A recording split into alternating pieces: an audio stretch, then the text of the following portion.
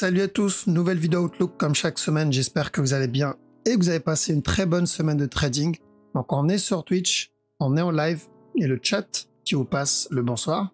N'hésitez pas à nous rejoindre sur Twitch, vous avez le lien dans la description sous la vidéo. Et bien sûr, je tiens à remercier la communauté, merci énormément pour votre temps, like, commentaire, partage. Si vous n'êtes pas abonné, n'hésitez pas à le faire, ça me ferait vraiment plaisir. Et d'ailleurs, merci pour la communauté Twitch aussi. Toujours présent, ça fait plaisir, merci pour votre temps. Je vous mets le petit warning, comme d'habitude, et let's go.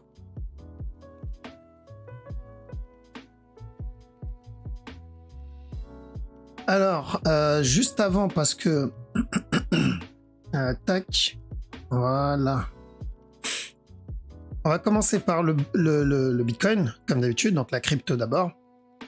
Revenir ici. Donc on cherchait quoi précédemment? Sur le 4 heures, on cherchait le running flat. D'accord? 4 heures, ce qu'on veut, c'est le gros running, ce qui a cassé le bas. Une fois le set du running terminé, la suite, c'est une continuation vers le bas. D'accord? Donc revenir péter le bas. Du coup, je pense pas que ça soit terminé. Revenir tester les 15 000 et quelques. Je pense qu'on l'aura encore. Et en interne, ça c'est du 1 heure. Donc c'est toujours possible qu'il valide le running ici, là-dedans, pour donner un nouveau plus bas ici.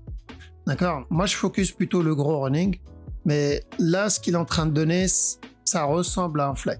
D'accord? Il est en train de corriger, je sais pas si j'ai hop, ma trend ici. Donc il a cassé la trend, il est en train de corriger. Donc s'il reste dans cette zone, donc il range dans cette zone, il donne un flag ici, il continue un flag ici.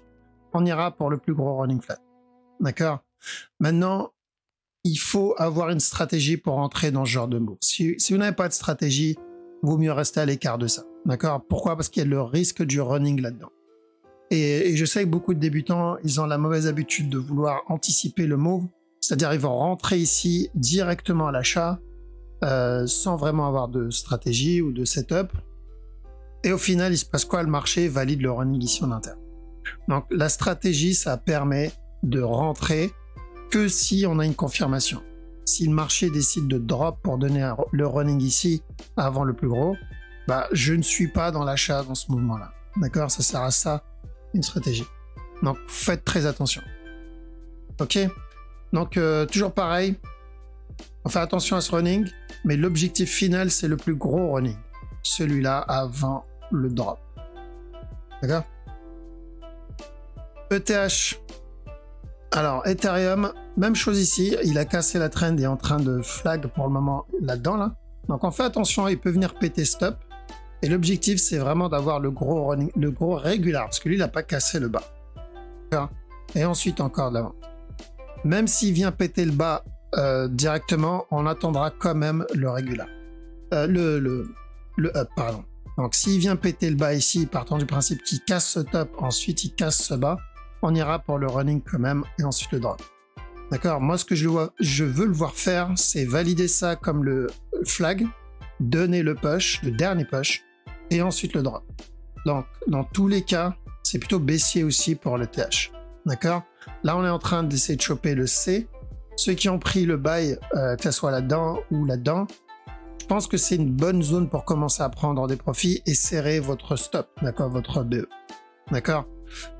S'il casse le top là-dedans, c'est le bon moment pour monter le break-even, donc le stop.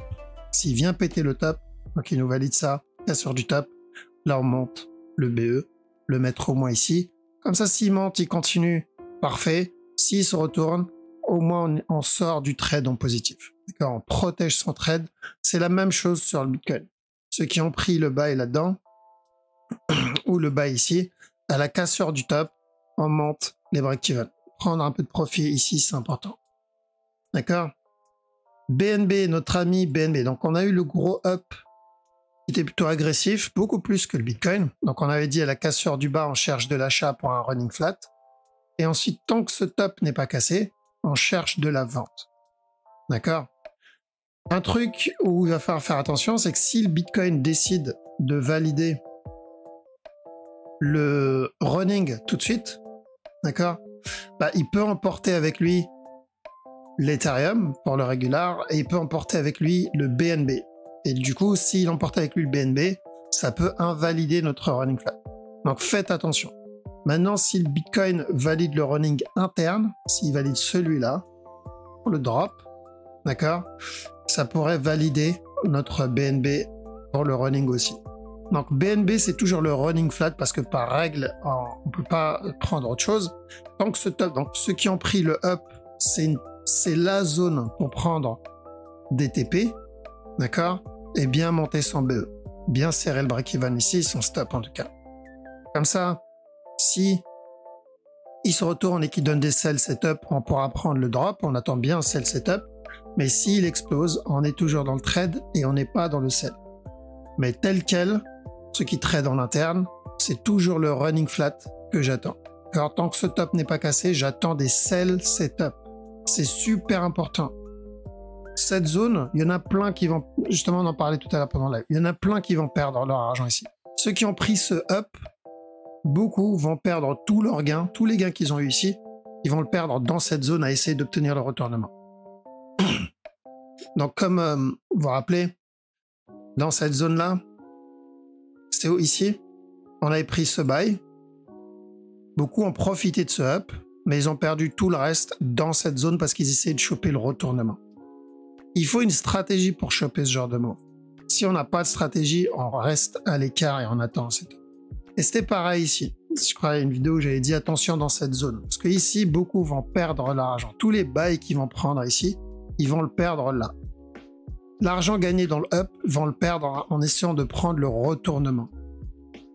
Et ben là, on se retrouve à peu près dans la même situation. En interne ici. Il y en a pas mal sur le BNB qui vont faire l'erreur d'essayer de choper le retournement sans avoir de setup. Et tous les gains qu'ils ont obtenus grâce au up, ben ils vont les perdre ici, quoi. C'est dommage. Alors si c'est pour gagner 100 balles ou 1000 balles, pour les perdre ensuite en une dizaine de trades parce qu'il y a eu une dizaine de tentatives sur un retournement et des stop loss touchés, c'est dommage. D'accord? C'est là où il faut une stratégie pour rentrer. On rentre pas sans stratégie.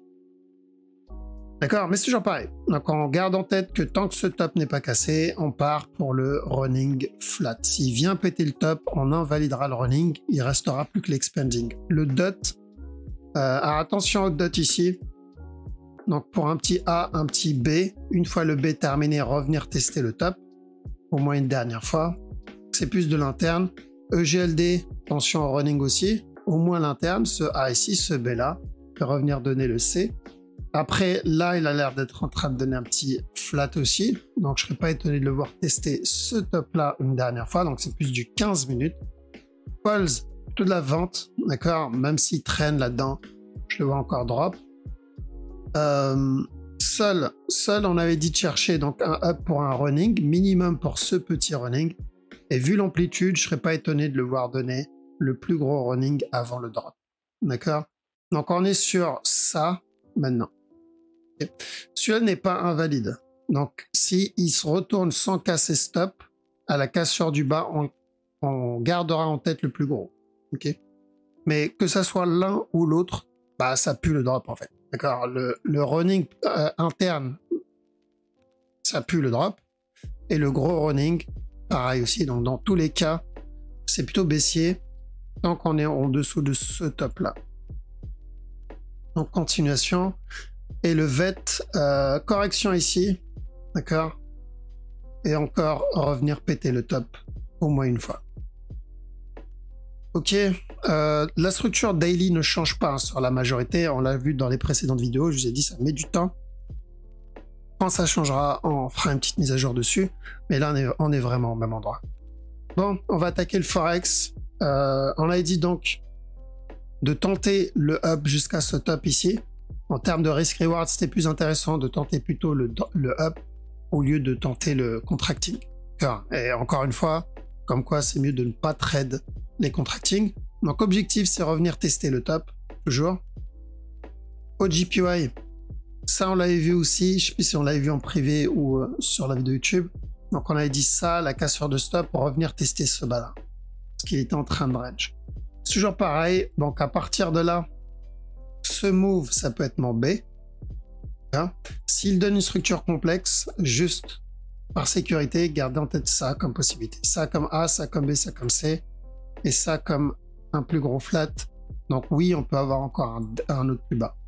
Mais le long terme, l'un comme l'autre, c'est la même structure. C'est le running. Alors moi, ce que je veux, c'est ce running-là. Donc revenir tester le top. AUDUSD, toujours à la recherche du B. Donc ceux qui ont pris le up là-dedans, parce que c'est un des rares trades que j'ai pris en 15 minutes. Celui-là, le petit flag. Donc bonne zone pour prendre un peu de profit et monter les BE en dessous de ce running. Là-dedans, ça peut être pas mal. Et 4 heures, j'attends toujours cette correction. D'accord? Donc j'attends toujours au moins une grosse correction. S'il vient péter le top, j'attendrai la correction après. 4 CHF, un running, ça peut être pas mal parce qu'on attendait un A, un B, un C à la base avant le drop. Et on n'a pas obtenu ce up. Il est venu directement péter le bas. Donc running et ensuite encore un drop. CHF, JPY. Petit expanding ici, le A, le B, le C. Donc s'il y a des buy setup, on peut tenter de l'achat jusqu'à ce top là, voire même ce top là. Par contre, bien attendre un setup, ça on rentre pas à l'arrache. Pourquoi? Parce qu'il y a toujours le potentiel running flat là. Si ça c'est le A, ça c'est le B, dans ce cas-là, il viendra drop doucement. D'accord? Donc s'il y a un buy setup, ouais, ça se tente. Ça ressemble pour moi à un flat, un regular flat, exactement. Le DAX, petite fin de structure en approche, plutôt du 1 heure. D'accord? Donc, on verra par rapport aux news qu'on va voir la semaine prochaine. Qu'est-ce qui va enclencher le drop? D'accord? Mais je m'attends à un drop, au moins pour venir corriger. Donc, même s'il push encore un peu, je m'attends à un drop. Alors, ça peut être un gros drop, ça peut être juste de l'interne, ici, comme ça, pour valider un plus gros running là-dedans. Peu importe. C'est juste faites attention, ici. Après, en petit time frame, je vois pas de sell ici. Je vois même peut-être de l'achat là-dedans. Un petit running là-dedans. Alors, revenir tester le bas. Donc, à chaque nouveau plus haut, on doit être vigilant. Cette structure est vers la fin et elle attend juste la raison, l'élément déclencheur. C'est tout ce qu'elle attend. DXY, un petit drop aussi. On va venir tester le bas. Eurohood. Attention à l'expanding là-dedans. Là. Ici, hop. D'accord? Mais le gros mouvement, c'est revenir péter le top. Donc, que ça soit à partir de maintenant ou plus tard, le but, c'est revenir tester le top. Euro-Yen. Donc, on avait dit de chercher de la vente minimum pour un running. Pour celui-là, là. D'accord? Donc, tant que ce bas n'est pas cassé, on risque encore de revenir péter le top. Euro-NZD. L'objectif, c'est toujours ce fameux running là, avant le retournement. Alors, attention en 1 heure à chaque nouveau plus bas. On se rapproche d'une fin de structure et ça va finir par corriger. 15 minutes, j'ai même un petit buy setup ici. C'est du 15 minutes, donc on l'aura pas là. Euro-USD, il y a un petit buy en préparation ici. Attention, revenir au moins péter le top. GBP-AUD, il a l'air de range. L'objectif est toujours le même, on l'avait dit. Revenir tester ce top là, c'est toujours pareil. Continuer à range ici, ça confirmera la continuation. GBP CAD, il y a un petit running en préparation ici en interne. Donc pour ce A, ce B, ce C, l'objectif c'est retester le top encore une fois. On fait attention à chaque no plus haut. Les buys, on les prend en interne, comme ce flat là, ce running là, ce running là. Il y a eu le plus petit ici, mais on s'attendait à un flat d'abord avant le up. Donc on a eu un contracting à la place. Mais on fait attention à chaque no plus haut parce que en 4 heures, ce mouvement va corriger. D'accord? Il va corriger. Que ce soit pour une correction ici avant la continuation, que ce soit pour un running flat avant la continuation, il va corriger. Donc les setups, ça a du 15 minutes, 1 heure, comme ce petit running ou comme celui-là, mais pas au-dessus. GBP, JPY et pourquoi pas un plus gros flat, car pour ce A, ce B, revenir tester au moins ce bas-là avant la continuation. Parce qu'on est en train d'invalider ce running. D'accord? Donc ça va être ou un petit flat là-dedans et encore un push, ou on va avoir une plus grosse correction. D'accord? Avant le drop. Donc weekly, ça ne change pas. On attend ce gros push vers le bas. D'accord? On est dans une correction ici, mais c'est du weekly. Donc une bougie, c'est une semaine. Hein. Je vais pas rappeler ce que j'ai dit la dernière fois, mais ça met du temps avant de bouger une structure weekly. Hein. GBP NZD, un petit running qui a pas l'air dégueulasse. D'accord? Là-dedans, revenir tester le top. Maintenant, le but, c'est de terminer cette structure corrective. Une fois la structure corrective terminée, on revient péter le bas. Et ça, c'est du 4 heures. GBP USD, alors on est venu donc valider le running flat ici. Il n'y a pas vraiment de raison de sortir, mais une bonne raison de prendre des TP. En interne, là-dedans, il a l'air d'être en train de faire un petit flag, donc je ne serais pas étonné de le voir me donner encore un push. Et j'oublie pas, potentiel drop là-dedans avant le up. D'accord? Donc, c'est une bonne zone pour prendre des profits.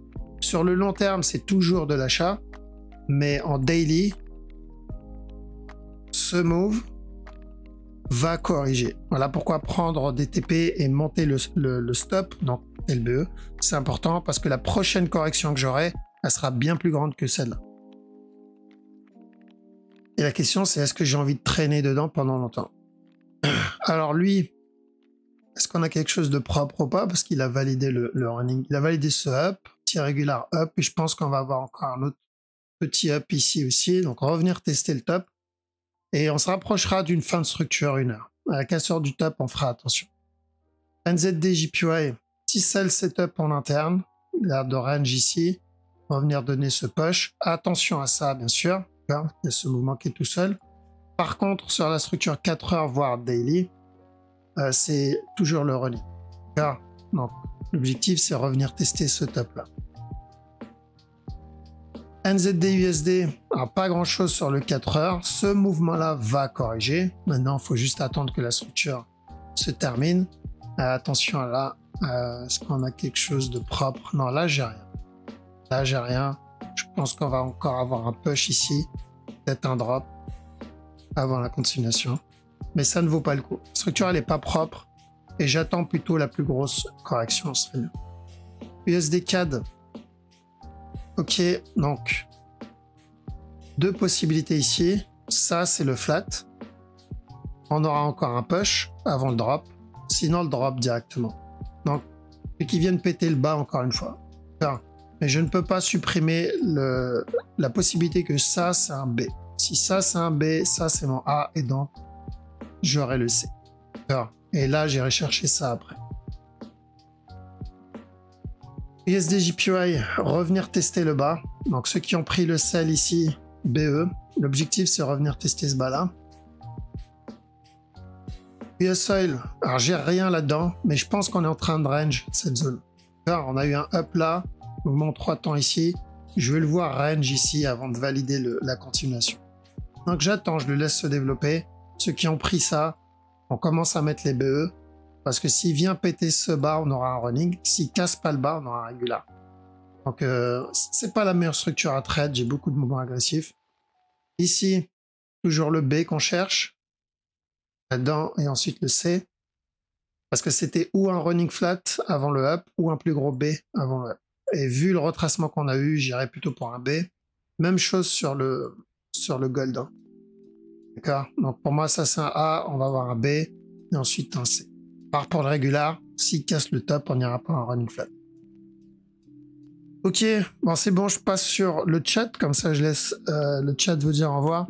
Donc Bitcoin, toujours la même chose, il a l'air de flag pour le moment, en plus petit time frame, c'est-à-dire 1 heure, 4 heures, en tout cas il a l'air de donner un flag en 1 heure. Et Ethereum aussi. Personnellement, je surveille plus le BNB, j'aimerais bien qu'il me donne un petit sell setup pour tenter le retournement. On a chopé le up, nickel. Maintenant, on aimerait bien avoir le retournement. On rentre pas sans setup, c'est vraiment important les amis parce que c'est vraiment dommage de perdre les gains qu'on a eu sur le up. Ok, ça c'est une erreur qu'on voit souvent. Si vous faites partie de cela, il vous faut une stratégie pour rentrer dans ce genre de move. Bon, je vous laisse ici. Prenez soin de vous, passez une très bonne soirée et un bon week-end. Je vous dis à la prochaine. Ciao.